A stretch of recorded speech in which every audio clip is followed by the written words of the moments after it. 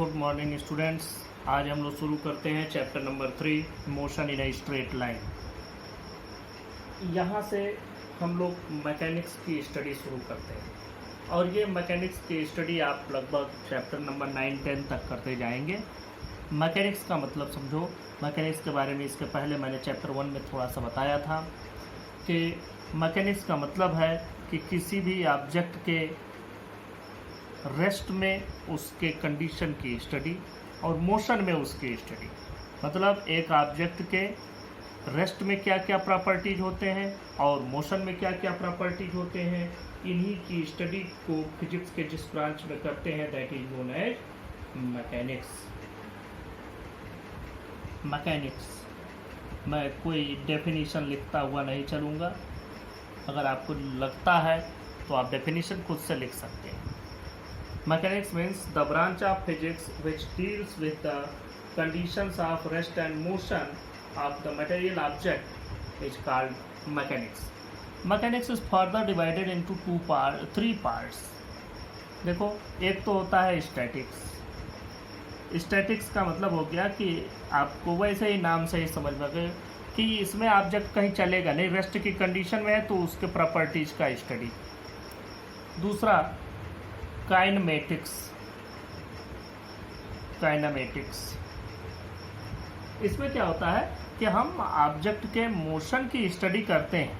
Object के motion condition में मतलब उसके जब वो चलता हुआ रहेगा तब उसकी प्रॉपर्टीज की स्टडी करेंगे, लेकिन हम इसमें काज ऑफ मोशन, किस रीजन से मोशन डेवलप हुआ है उसको हम कंसीडर नहीं करेंगे। और तीसरा है dynamics. Mechanics means rest and motion. Mechanics का मतलब हो गया रेस्ट एंड मोशन की स्टडी। स्टैटिक का मतलब हो गया रेस्ट। काइनेमेटिक्स का मतलब हो गया मोशन विदाउट काज, किस रीजन से मोशन डेवलप हुआ उसको नहीं। और यहाँ मोशन विथ इट्स काज। ये 3 ब्रांचेज हो गए फिजिक्स के जिनको आपको स्टडी करना है। अब यहाँ रेस्ट का मतलब आप जानते हैं कि ऑब्जेक्ट की पोजीशन किसी भी ऑब्जर्वेशन पॉइंट के रेस्पेक्ट में चेंज ना हो, हमेशा एक ऑब्जर्वेशन पॉइंट के रेस्पेक्ट की बात की जाएगी। काइनेमेटिक्स या मोशन का मतलब हो गया कि ऑब्जेक्ट की पोजीशन ऑब्जर्वेशन पॉइंट के रेस्पेक्ट में चेंज होती जा रही है। जैसे हम यहाँ खड़े हैं, आप यहाँ खड़े हैं, दोनों की पोजीशन में कोई चेंज नहीं हो रही है। मेरे रेस्पेक्ट आप भी नहीं, आपके रेस्पेक्ट हम भी नहीं, तो हम दोनों एक दूसरे के रेस्पेक्ट में रेस्ट में हैं। लेकिन मेरे रेस्पेक्ट में अगर आप यहाँ या इधर अपना पोजीशन चेंज करने लगे तो आप मोशन में आ जाते हैं। अब इसमें एक बात आती है एब्सोल्यूट रेस्ट की। हम यहाँ पर रुके हुए हैं, आप भी यहाँ रुके हुए हैं, मेरे रेस्पेक्ट में आप रेस्ट में हैं। लेकिन अगर हम एक एब्सोल्यूट रेस्ट की बात करें कि किसी भी मोशन को डिस्क्राइब करने के लिए उसी पॉइंट को सब के लिए रेस्ट मान लिया जाए कि ये सब के लिए रेस्ट हो गया, तो हम एक ऐसा पॉइंट कहाँ पाएंगे? हमें मिलता ही नहीं। अगर हम अर्थ के किसी एक पॉइंट को, जैसे मैं इसी पॉइंट को कंसीडर कर लूँ, मैं न चल रहा हूँ न ये पॉइंट चल रहा है, क्या ये रेस्ट में है? नहीं। ये पॉइंट अर्थ पर रखे गए एक ऑब्जेक्ट पर बनाया हुआ पॉइंट है और earth itself is in a motion and in a continuous motion around the sun. तो अर्थ तो मोशन में हो गया, तो यह पॉइंट तो रेस्ट में नहीं हुआ, ये तो मोशन में है। तो चलो अब दूसरा रेस्ट कहाँ ढूंढें? अर्थ पर तो मिला नहीं, क्योंकि अर्थ itself in a continuous motion.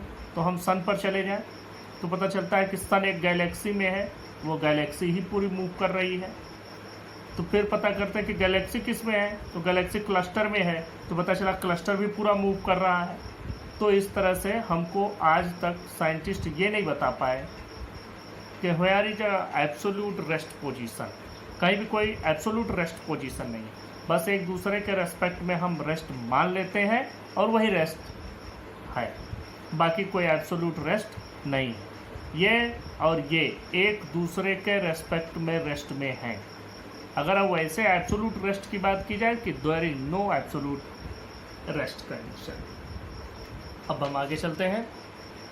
आगे फिर पॉइंट ऑब्जेक्ट की बात की जाती है। पॉइंट ऑब्जेक्ट का मतलब होता है कि कोई भी एक, अगर हम ऑब्जेक्ट को बात करें तो फिर उसमें पूरा का पूरा मास अगर एक ही जगह पर कंसंट्रेटेड मान लें, लेकिन ऐसे बहुत सारे ऑब्जेक्ट हैं जिसमें एक ही जगह पर कंसंट्रेटेड होता है, लेकिन हम इसमें जब हम पॉइंट ऑब्जेक्ट की बात करते हैं, जनरली पॉइंट ऑब्जेक्ट के ही मोशन को कंसीडर करके हम लोग चलते हैं, स्टडी उसी की करते हैं। तो हम लोग पॉइंट ऑब्जेक्ट को उसको मानते हैं कि ऑब्जेक्ट का जो अपना साइज है बहुत कम हो और किसके रेस्पेक्ट में कम हो, जब वो चले, जब उसकी पोजीशन में चेंज आए तो उसकी पोजीशन में चेंज ज़्यादा हो और उसका अपना साइज बहुत कम हो, तो हम ऐसे को कहेंगे कि यह पॉइंट ऑब्जेक्ट है। मतलब आप समझें, या अगर एक पॉइंट को हमने मान लिया, इसको हम ऑब्जेक्ट कंसीडर कर लें, यह इतनी डिस्टेंस कवर कर रहा है, तो डिस्टेंस इसने बहुत ज़्यादा कवर की और डिस्टेंस के रेस्पेक्ट में जो इसका अपना साइज है बहुत नेग्लेजिबल स्मॉल हो जा रहा है, तो this object can be considered as a point object. Next, इसमें बाकी सारी चीज़ें लगभग पुरानी ही हैं जो आपकी पढ़ी हुई हैं। डिस्टेंस, कहीं भी अगर आप चल रहे हैं तो लेंथ ऑफ पाथ को आप कहेंगे डिस्टेंस, लेंथ ऑफ पाथ। ये सारी चीज़ें आपकी पढ़ी हुई हैं। I am not going in too much detail but I will explain each and everything. Distance अगली बात हो गई। आप इसी के साथ डिस्प्लेसमेंट भी पढ़े होंगे और डिस्प्लेसमेंट में आपने पढ़ा होगा कि the shortest distance between the final and initial position, वही सही भी है।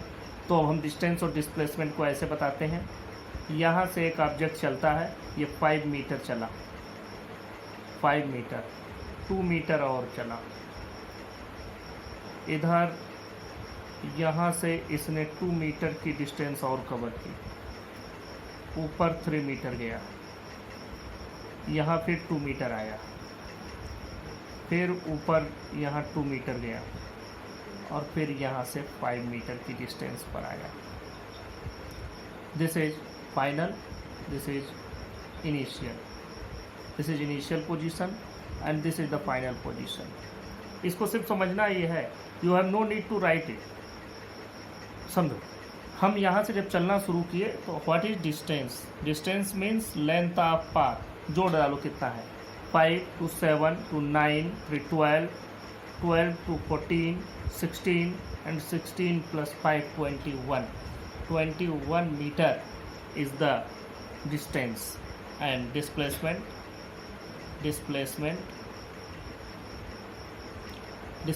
is equal to, देखो यहाँ से ये 2 और ये 3, 5 और ये 2, 7 is the 7 meter is the displacement.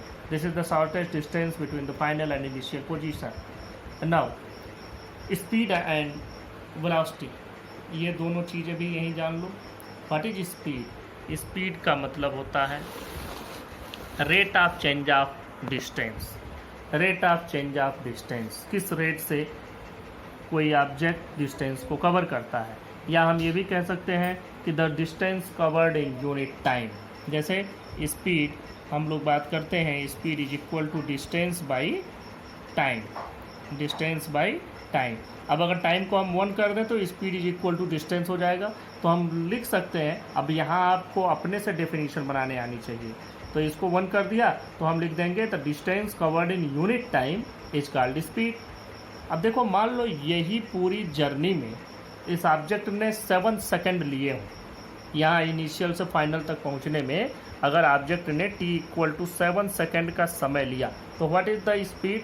Speed is equal to total distance 21 metre divided by time 7 second and you will get 3 metre per second. Now velocity, velocity is the rate of change of displacement and its formula is velocity is equal to displacement upon time, displacement upon time. And what is the displacement? Displacement is 7 meter divided by 7 second and you will get 1 meter per second. Velocity always has a direction and speed has no direction.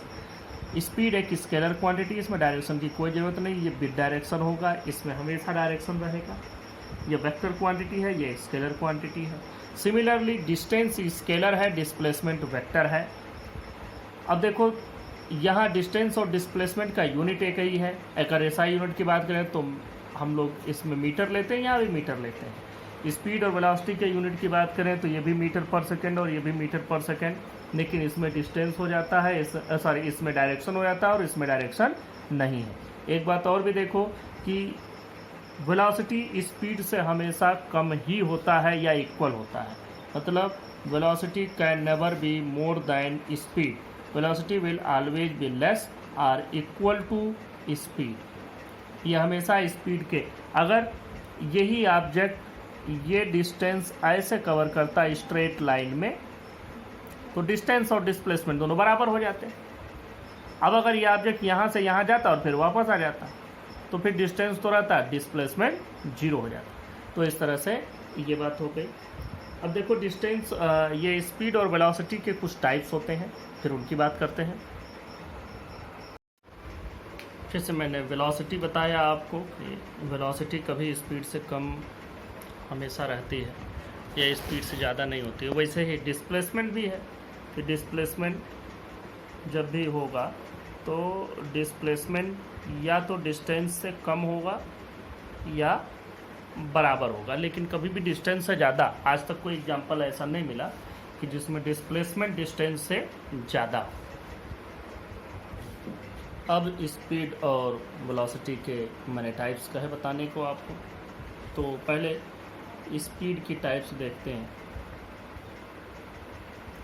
Speed की types देखो, ये भी आपको रट्टा नहीं मारना है, समझ लेना है, और जनरली ये सभी चीज़ें आपको दिखाई भी देते हैं कि ये इतने तरह की चीज़ें मिल रही हैं। स्पीड में बात करते हैं, जैसे एक तो यूनिफॉर्म स्पीड, तो यूनिफॉर्म आप पढ़े भी हैं, यूनिफॉर्म नॉन यूनिफॉर्म मोशन।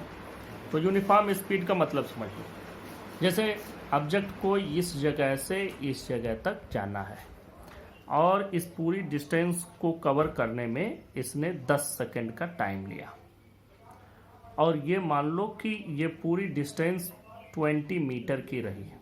सिर्फ समझो ये 20 मीटर की डिस्टेंस है और इसको पूरा करने में उसने 10 सेकंड लिया। अगर हम इन 10 सेकंड को 10 भागों में बांटें तो हर एक सेकंड में आता है 2 मीटर।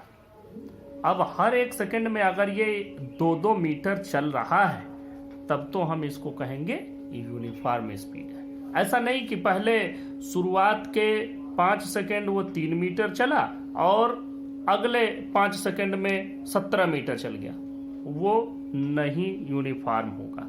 यूनिफॉर्म तभी होगा जब हर एक टाइम इंटरवल में वह इक्वल डिस्टेंस कवर करे। मतलब कोई भी अगर हम टाइम का इंटरवल बनाएं तो अगर वो टाइम इंटरवल इक्वल है तो उन सभी इंटरवल ऑफ टाइम में, मतलब equal distance in equal interval of time, ये यूनिफॉर्म हो गया। दूसरा वेरिएबल हो जाएगा, वेरिएबल स्पीड। वेरिएबल स्पीड में भी वही चीज है कि अगर अनइक्वल डिस्टेंस कवर करता है इक्वल इंटरवल ऑफ टाइम में। ध्यान से समझना, जैसे अगर हमने इसको 10-10 सेकंड में बताया, एक एक सेकंड के हम इसको पार्ट में डिवाइड किए, पता चला पहले 1 सेकंड में ये कुछ नहीं चला, दूसरे 1 सेकंड में 1 मीटर चला, तीसरे 1 सेकंड में 3 मीटर चला, लास्ट के कुछ सेकंड में तो उस तरह से जो स्पीड होगी वो वेरिएबल हो जाएगी। अगली बात होती है average speed. Average speed, average speed का मतलब होता है कि ऑब्जेक्ट चाहे जिस भी तरह से अपना डिस्टेंस कवर किया हो, उससे मतलब नहीं है। जैसे समझो कि हमें 20 किलोमीटर की डिस्टेंस कवर करनी है और ये 20 किलोमीटर की डिस्टेंस कवर करने में हम रास्ते में रुक करके चाय नाश्ता किए, कहीं गाड़ी धीमा किए, कहीं गाड़ी तेज चलाए, तो उन सब से कोई मतलब नहीं है। Total distance divided by total time taken to complete, this is called average speed. मतलब total distance by total time, total distance divided by total time, this is called average speed. Average speed के बाद आपको मिलता है instantaneous speed. Instantaneous, यही instantaneous speed आपको समझना है। अब मैं इंस्टैंटेनियस की बात अभी थोड़ी देर बाद करूंगा, उसके पहले आपको हम बता दें वेलोसिटी। वेलोसिटी भी बिल्कुल यही 4 तरीके की होगी। यूनिफॉर्म मतलब equal displacement in equal interval of time, variable velocity equal unequal displacement in equal interval of time, average total displacement bye total time taken, instantaneous velocity वहां भी आएगी। तो अब हमारी बात आकर के रुकी इंस्टैंटेनियस पर, बाकी हमें सब चीजें समझ में आ गई। अगर हर एक समय के अंतराल में बराबर डिस्टेंस कवर करें या बराबर डिस्प्लेसमेंट कवर करें तो हम कहेंगे यूनिफॉर्म स्पीड या यूनिफॉर्म वेलोसिटी। अगर दिए गए हम बराबर बराबर इंटरवल बनाए हैं टाइम का और उन सभी इंटरवल में ये अलग अलग डिस्टेंस या अलग अलग डिस्प्लेसमेंट कवर करें तो हम कहेंगे वेरिएबल स्पीड या वेरिएबल वेलोसिटी। टोटल डिस्टेंस को टोटल टाइम से अगर डिवाइड कर दिया जाए तो हमको एवरेज स्पीड मिलेगी। टोटल डिस्प्लेसमेंट को टोटल टाइम से डिवाइड कर दिया जाए तो हमको एवरेज वेलोसिटी मिलेगी। इंस्टैंटेनियस स्पीड और इंस्टैंटेनियस वेलोसिटी की चर्चा हम इसको इरेज करके बताते हैं आपको। अब बात करते हैं इंस्टैंटेनियस स्पीड की। इंस्टैंटेनियस स्पीड आपको समझ में आ जाएगी तो इंस्टैंटेनियस वेलोसिटी भी वही है और इंस्टैंटेनियस एक्सेलरेशन भी वही है। इंस्टैंटेनियस का पूरा फंडा ही आपके समझ में आ जाएगा, सिर्फ इसको समझो व्हाट इज इंस्टैंटेनियस। इंस्टैंटेनियस का जो हिंदी मतलब होता है वो होता है क्षणिक, मतलब कि किसी पर्टिकुलर इंस्टेंट ऑफ टाइम पर, किसी पर्टिकुलर इंस्टेंट ऑफ टाइम पर, इसको भी एग्जाम्पल से ही समझो। किसी पर्टिकुलर इंस्टेंट ऑफ टाइम पर हमको स्पीड चाहिए।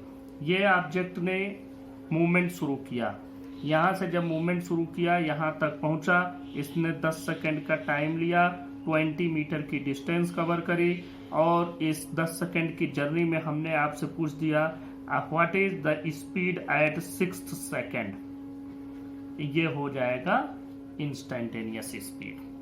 What is the speed at 6th second. अब देखो जब आप 6th सेकंड पर स्पीड बताएंगे तो स्पीड का फार्मूला क्या लिखते हैं, distance divided by time interval. ये समझ आया, ये टाइम नहीं होता है, ये टाइम इंटरवल होता है कि कितना डिस्टेंस कितने समय में, ये समय का अंतराल होता है, न कि एक पर्टिकुलर इंस्टेंट। तो अब जब आप ये बताएंगे कि ये डिस्टेंस, तो अभी आप कुछ कैलकुलेट कर रहे होंगे, डिस्टेंस की बात अभी मैं नहीं करता, मैं टाइम की बात करता, मैं डिस्टेंस मानता हूं d। अब आप टाइम इंटरवल क्या लिखेंगे, 6वें सेकंड में आपको चाहिए तो 6 - 6 क्या हो गया 0। 6वें इंटरवल में 6वें सेकंड पर, तो इंटरवल कहां बना। अगर आपसे पूछा गया होता कि 6वें से 7वें के बीच में या 5वें से 6ठे के बीच में, तब तो आपको 1 सेकंड का इंटरवल मिलता। अब यहां कैसे बताओगे कि ये 6वें सेकंड में कैसे इंटरवल बनाओगे। तो जब इंटरवल ही नहीं बनेगा तो इंस्टैंटेनियस स्पीड आपको मिलेगी कैसे। अब इसको एक और तरीके से समझो। आपके सामने से एक गाड़ी गुजर रही है, आप इस जगह पर खड़े हैं आंख बंद किए हुए, 1 सेकंड के लिए आपने आंखें खोली जब वो आपके सामने से गुजर रहा है और तुरंत आंखें बंद कर लिया और उस दौरान आपको कहा गया कि इसकी स्पीड बताओ, क्या बताओगे, कैसे बता पाओगे। आप तो तुरंत आंख खोले और तुरंत बंद भी कर लिए, तो आपको डिस्टेंस मिलता कुछ, तब तो आप बताते कि हाँ यहां से यहां इतने देर में पहुंचा, तो अंदाजा लगाते कि हाँ ये स्पीड रही होगी। तो इंस्टैंटेनियस स्पीड निकालने के लिए हम लोग क्या करते हैं, देखो फार्मूला वही लगाते हैं, डिस्टेंस बाय टाइम वाला ही, टाइम इंटरवल वाला ही। लेकिन यहां पर एक बात करते हैं, वो काम हम ये करते हैं कि जो टाइम इंटरवल हो वो बहुत कम कर देते हैं, लिमिट कर देते हैं। यहाँ लिमिट लगा देते हैं किस चीज का, ये जो डेल्टा टी है, मतलब इसको अगर मैं ऐसे लिखूं, मैं इसको थोड़ा सा इधर किनारे लिख रहा हूं, आप फिर से समझें। मान लो delta S distance divided by delta T time interval, हम यहाँ एक लिमिट लगा देंगे और लिमिट में क्या लगाएंगे कि डेल्टा टी टेंड्स टू 0। अब देखो इसका क्या मतलब हुआ, डेल्टा टी टेंड्स टू 0, ये समय का अंतराल तो है लेकिन समय का अंतराल इतना कम है कि लगभग 0 हो जाना चाहता है। कैसे, 6वें सेकंड पर आपको चाहिए था, तो 6वें सेकंड पर चाहिए था, तो 6वें सेकंड से 0.2 सेकंड पीछे चले जाओ, 0.2 सेकंड बाद में चले जाओ, तो हमको 0.4 सेकंड यहां पर मिला और उसमें आपने कितना डिस्टेंस इसने कवर किया और कितना टाइम लगा उसी को आप मेजर कर लीजिए, तो वह आपको मिल जाएगा 6वें सेकेंड पर स्पीड। मैं कहता हूं थोड़ा और ज्यादा इंस्टेंटेनियस चाहिए तो 0.2 न जाके 0.1 इधर 0.1 इधर चले जाए और उसी गैप में हम देखें कितना डिस्टेंस कवर किया, तो 0.2 सेकेंड का गैप मिल गया। और भी ज्यादा आपको इंस्टेंटेनियस चाहिए तो 0.1 नहीं बल्कि 0.01 पर चले जाओ, 0.01 इधर 0.01 इधर, तो आपको मिलेगा 0.02। इस तरह से और भी ज्यादा एक्यूरेट चाहिए, इंस्टेंटेनियस चाहिए 0.002 कर लो कि 0.001 सेकेंड इधर 0. तो ये जितना कम होगा, जितना कम का मतलब लगभग जीरो हो, पूरा जीरो ना हो लेकिन जीरो हो जाए, तो मैं इंस्टेंटेनियस स्पीड का यहाँ फार्मूला आपके लिए लिख देता हूँ। What is instantaneous speed? Instantaneous speed, और अगर स्पीड ये है तो वेलोसिटी भी यही होगी, delta S divided by delta T.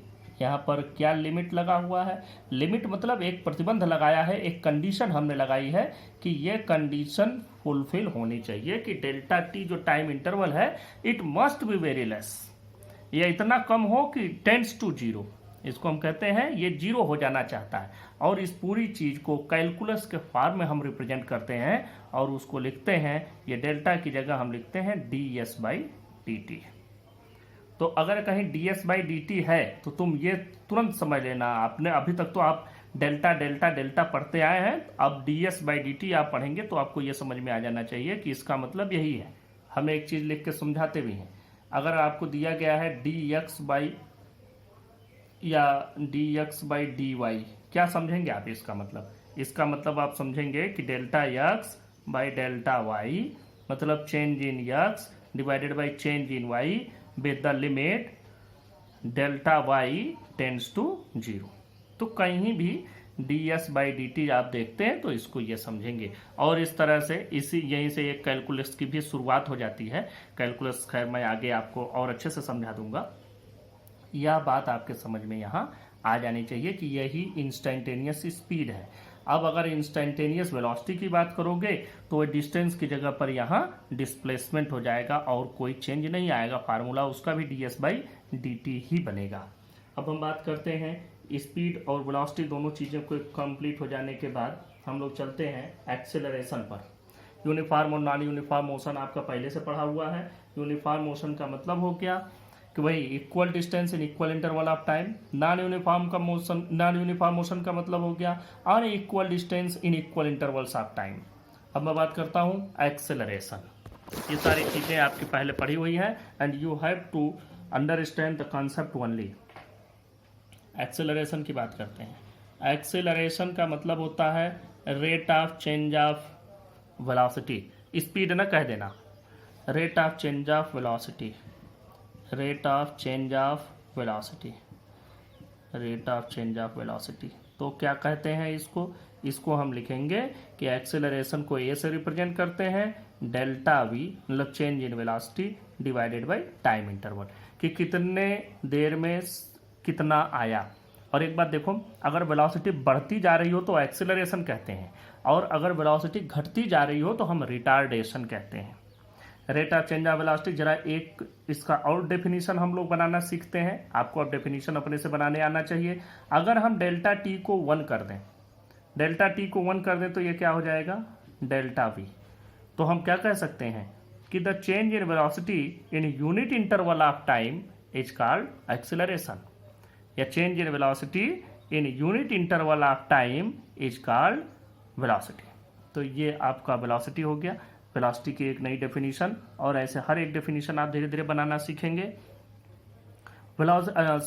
Acceleration का ये नया डेफिनेशन हो गया। अब एक्सेलरेशन के जो टाइप्स हैं वो भी वही हैं, यूनिफॉर्म, वेरिएबल, एवरेज और इंस्टेंटेनियस। इंस्टेंटेनियस की बात हम कर लेते हैं। इंस्टेंटेनियस की बात जैसे ही आप करेंगे तो क्या लिखेंगे delta v by d delta t, delta v by delta t, और लिमिट क्या लगाएंगे, लिमिट लगाएंगे delta t tends to zero. और इसको कैसे लिखेंगे d v by d t, अब आपको यही लेके चलना है, dv/dt के ही फॉर्म में आपको समझना है चीज़ें, चाहे आप मैथमेटिक्स के स्टूडेंट हो या बायोलॉजी के स्टूडेंट हो, but you have to understand each and every concept of physics in terms of calculus. तो इससे आपको आसानी रहेगी आगे। जो अच्छे राइटर्स हैं और जो अच्छे कंसेप्ट हैं वो सभी आपको कैलकुलस में ही मिलेंगे, और कोई बहुत डिफिकल्ट नहीं है, बहुत आसान है। समझो जैसे इक्वेशंस का सलूशन आपने सीखा था बिल्कुल वैसे ही है। तो मैं आगे आपको कैलकुलस भी बता दूंगा नेक्स्ट टर्म पे। तो ये आपको समझ में आ गया। एक्सेलरेशन के टाइप समझ में आ गए। ये इंस्टेंटेनियस एक्सेलरेशन का हमने फार्मूला लिख दिया। अगर वेलोसिटी बढ़ती जा रही है तो हम एक्सेलरेशन कहते हैं, वेलोसिटी घटती जा रही है तो रिटार्डेशन कहते हैं। जैसे हमने ब्रेक लगाए और धीरे धीरे धीरे धीरे वेलोसिटी घटती चली गई तो आप उसको क्या कहेंगे, रिटार्ड होना, रिटार्डेशन हम लिख दे रहे हैं, retardation. This is the negative acceleration. Retardation means negative acceleration. It is deceleration बोलते हैं। तो वो दोनों बातें एक ही हैं, रिटार्डेशन आर। इसका मैं दूसरा स्पेलिंग भी लिख दे रहा हूं, दूसरा जो बोलते हैं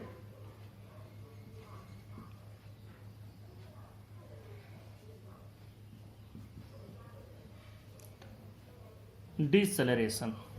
तो ये दोनों चीज़ें, रिटार्डेशन डिसेलरेशन, दोनों का मतलब एक ही है, नेगेटिव एक्सेलरेशन मतलब कि the gradual decrement of velocity. तो अब बात करते हैं नेक्स्ट टॉपिक पर बात करते हैं, kinematic equation for uniformly accelerated motion. अब जरा देखो, यूनिफॉर्मली एक्सेलरेटेड की बात आ रही है। 3 इक्वेशन है जिनका आपने ग्राफिकल डेरिवेशन क्लास 9th में पढ़ रखा है। ये 3 equation, v equal to u plus a t, s equal to u t plus half a t square, और v square equal to u square plus 2as। ये 3 इक्वेशन आप पढ़े हुए हैं। अगर कोई ऑब्जेक्ट ऊपर से नीचे की ओर गिर रहा हो तो भी यही इक्वेशन लगेंगे, उनका फॉर्म सिर्फ चेंज हो जाएगा। ये हो जाएगा v equal to u plus g t. ये वो मोशन है, ये तो मैं बात कर रहा हूँ, देखो ये अप टू डाउन वाला मोशन है। v equal to u plus a t, s equal to u t plus half g t square, और v square is equal to u square plus 2gh। यहाँ यस नहीं होता है बल्कि height होती है। और अगर यही अपवर्ड मोशन हो तो ये चेंज हो जाएगा, v equal to u minus g t, h is equal to u t minus half g t square, और v square is equal to u square minus 2gh। यह आपको इक्वेशन मिलते हैं। और इन इक्वेशंस को आपने डिराइव करना सीखा था ग्राफिकली। यहाँ पर आपका मैथमेटिकल और कैलकुलस दोनों तरीकों से डेरिवेशन है, लेकिन मैं किसी भी तरीके से डेरिवेशन यहाँ आपको बता नहीं रहा। जब हम आपको कैलकुलस बता देंगे तो इन सभी इक्वेशंस का डेरिवेशन कैलकुलस के साथ ही आपको बता देंगे। और इनका डेरिवेशन कहीं भी किसी भी कॉम्पिटिटिव एग्जाम्स या कहीं भी जल्दी पूछा नहीं जाता, इसलिए मेरे हिसाब से ये चीज़ें आपको वैसे आनी चाहिए समझ में, लेकिन फिर भी मैं डेरिवेशन वहाँ बता दूंगा आगे। अब इनके बारे में जरा एक बात और भी समझो कि ये इक्वेशंस, जो 3 इक्वेशंस हैं, इनको यूज करने की क्या कोई कंडीशन है या हम हर जगह अप्लाई कर सकते हैं। अभी आप यूनिफॉर्म सर्कुलर मोशन भी आगे पढ़ेंगे, तो यूनिफॉर्म सर्कुलर मोशन पढ़ेंगे और वहाँ पर आप इनको अप्लाई नहीं करेंगे। इनमें से कोई भी इक्वेशन यहाँ अप्लीकेबल नहीं होगा। तो इन इक्वेशंस को अप्लाई करने की क्या कंडीशंस हैं उनके बारे में बात करते हैं। इनके जो अप्लाई करने की कंडीशंस हैं, 2 कंडीशंस हैं। इनको बहुत सारे लोग ध्यान नहीं देते हैं कि आखिर क्या कंडीशन। पहला कंडीशन ये है कि motion must be in a straight line. इनको अप्लाई करने की फर्स्ट कंडीशन है straight line motion. Straight line motion, अगर मोशन स्ट्रेट लाइन में नहीं है तो you can't apply any one of these equations. दूसरा कंडीशन है कि there must be uniform acceleration. अगर यूनिफॉर्म एक्सीलरेशन नहीं है तो भी आप ये इक्वेशंस नहीं लगा सकते। ये इक्वेशन आपने पहले भी पढ़े थे, लेकिन वहाँ इतने डिटेल में आपने नहीं पढ़ा था।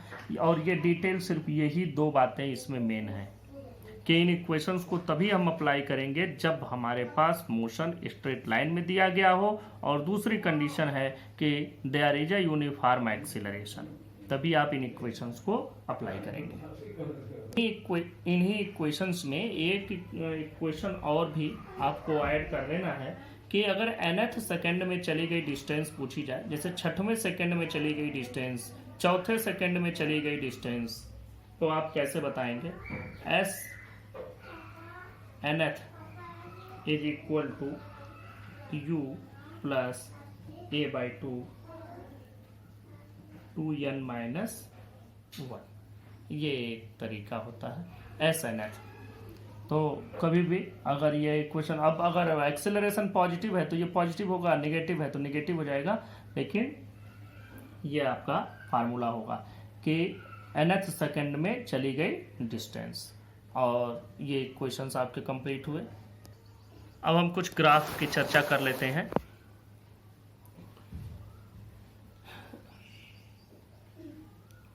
वेरियस ग्राफ्स,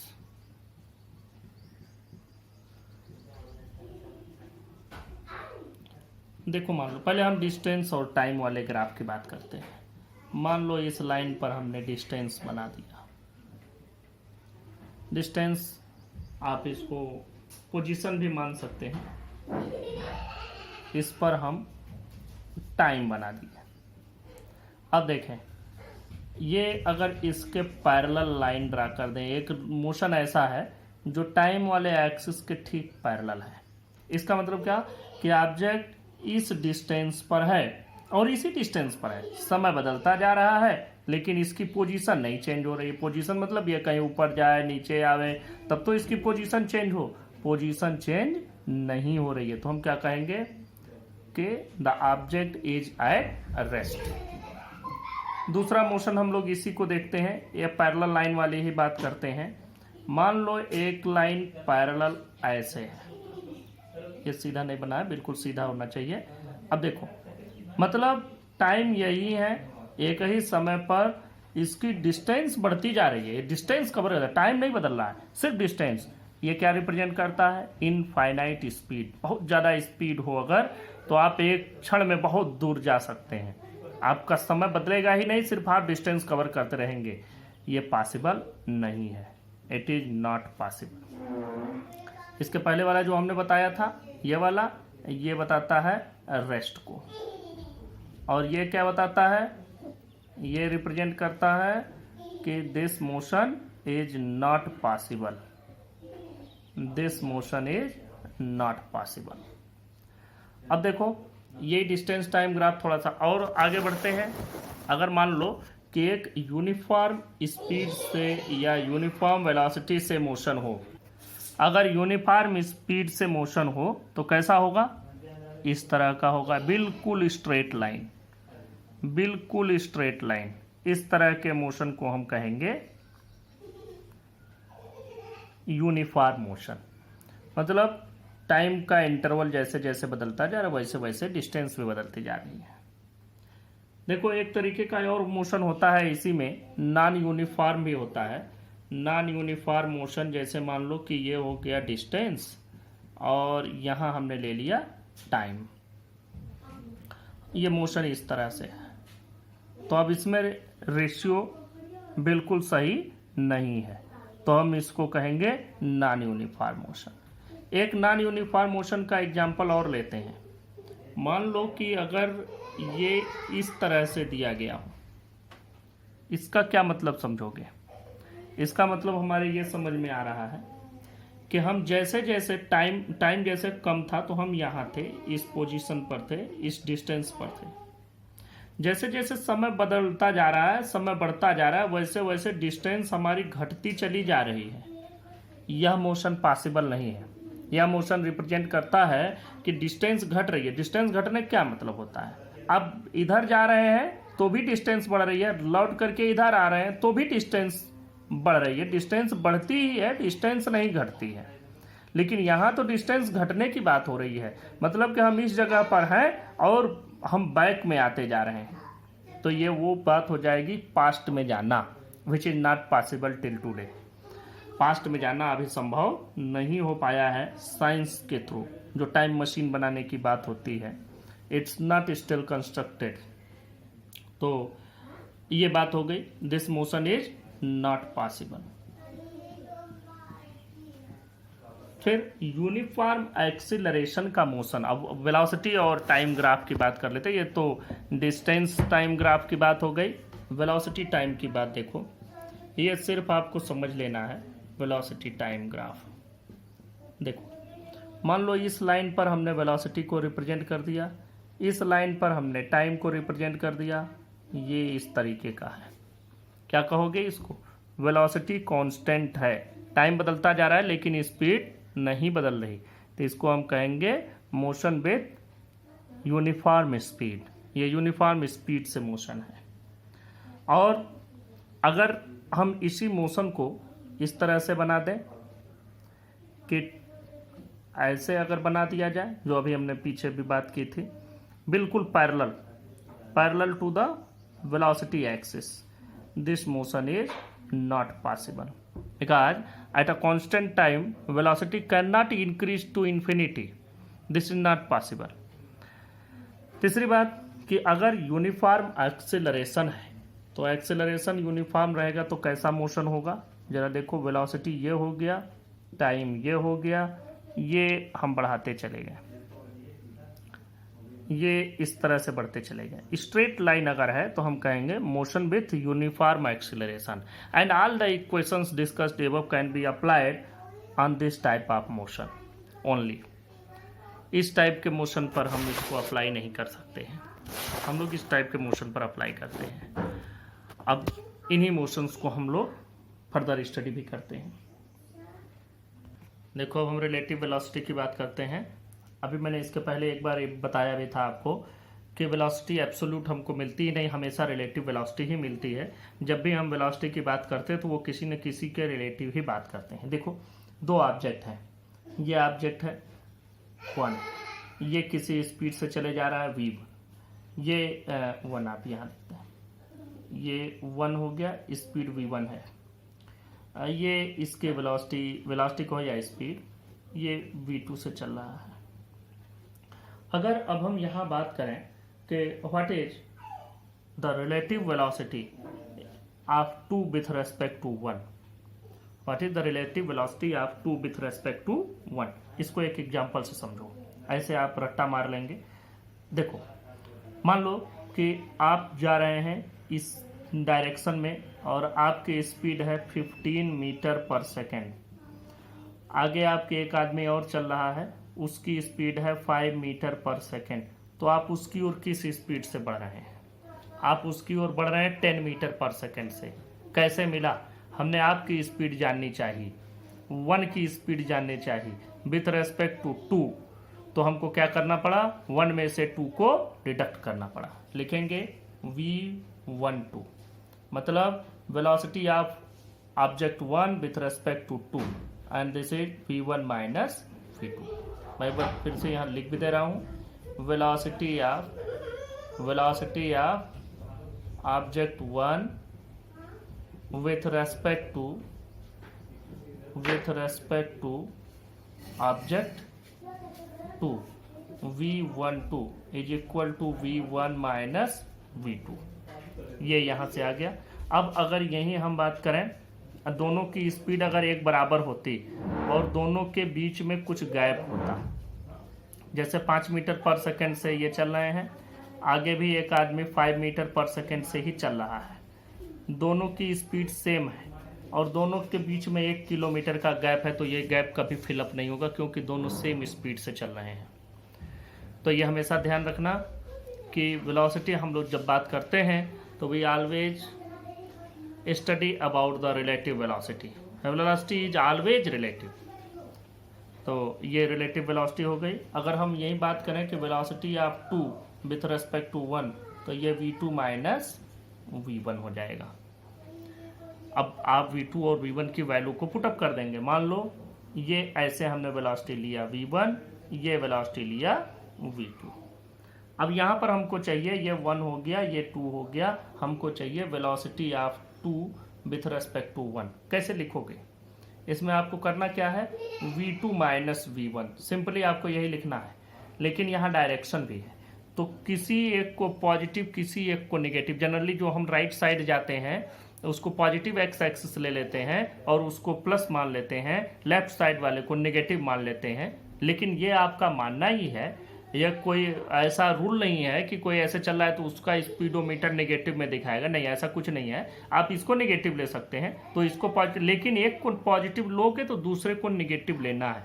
ये डिपेंड आपके ऊपर करता है कि आप किसको पॉजिटिव ले रहे हैं, किसको नेगेटिव ले रहे हैं। तो हम फॉलो करते हैं उसी रूल को कि हम इसको अगर पॉजिटिव ले लेते हैं राइट वाले को, तो ये देखो ये v1 हो गया पॉजिटिव और v2 हो गया नेगेटिव, तो हम यहाँ माइनस v2 माइनस v1 लिखेंगे। और इसी जगह पर अगर हमको पूछा गया होता v1 2 मतलब velocity of 1 with respect to 2, तो क्या लिखते v1 माइनस v2।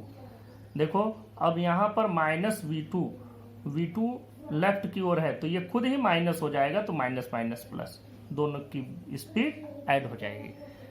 तो ये आपके दिमाग में होना चाहिए कि रिलेटिव वेलोसिटी को हम कैसे समझते हैं, कहाँ कैसे रखनी है वैल्यू। यहाँ हम लोग आपके सिलेबस के चैप्टर 3 तक की थ्योरी को डिस्कस कर चुके हैं। अब चैप्टर 3 ऑनवर्ड्स हम आपके न्यूमेरिकल्स भी बताना शुरू करेंगे। तो चैप्टर 3 के सभी न्यूमेरिकल नेक्स्ट लेक्चर में डिस्कस किए जाएंगे। Thank you.